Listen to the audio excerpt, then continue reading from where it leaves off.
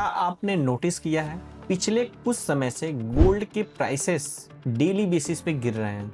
वही सोना जो एक सेफ एसेट्स माना जाता था इन्वेस्टमेंट के लिए, अचानक इतना तेजी से क्यों गिर रहा है? क्या ये खरीदने का मौका है या अभी कुछ और इंतजार करना चाहिए?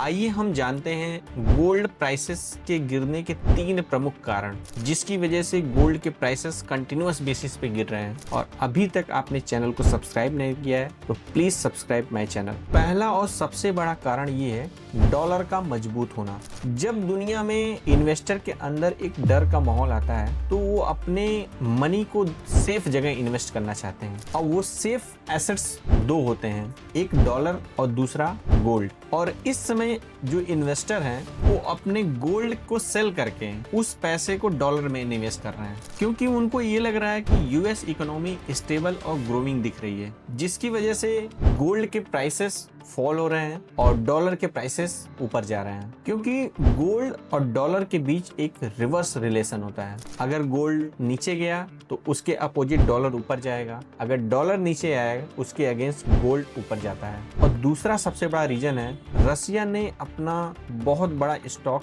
गोल्ड का सेल किया है। रसिया दुनिया का एक बहुत बड़ा गोल्ड स्टॉक रखने वाला देश है, लेकिन जियोपॉलिटिकल टेंशन और इकोनॉमिक प्रेशर की वजह से उसने अपने स्टॉक को रिलीज किया मार्केट में। अब सिंपल इकोनॉमिक्स समझिए, गोल्ड की सप्लाई मार्केट में बढ़ी, जिसकी वजह से गोल्ड के प्राइसेस नीचे आए। तीसरा सबसे बड़ा रीजन है तुर्की का गोल्ड सेलिंग। पिछले कुछ समय से तुर्की ने अपने इकोनॉमिक क्राइसिस और करेंसी प्रेशर की वजह से अपने गोल्ड रिजर्व को सेल किया है। यह भी एक बहुत बड़ा रीजन है जिसकी वजह से गोल्ड के प्राइसेस मार्केट में फॉल हो रहे हैं। अब सोचिए, इन्वेस्टर गोल्ड को बेच के डॉलर में पैसे को निवेश कर रहे हैं, रसिया अपने गोल्ड को बेच रहा है, तुर्की भी अपने गोल्ड रिजर्व को बेच रहा है। मींस मार्केट में गोल्ड की सप्लाई बढ़ी तो प्राइस का गिरना एक स्वाभाविक है। अब आते हैं सबसे बड़ा सवाल, क्या गोल्ड में ये उचित समय है निवेश करने के लिए? अगर आप एक लॉन्ग टर्म इन्वेस्टर हैं तो गिरते हुए प्राइस में एक अपॉर्चुनिटी देख सकते हैं, और अगर आप एक शॉर्ट टर्म इन्वेस्टर हैं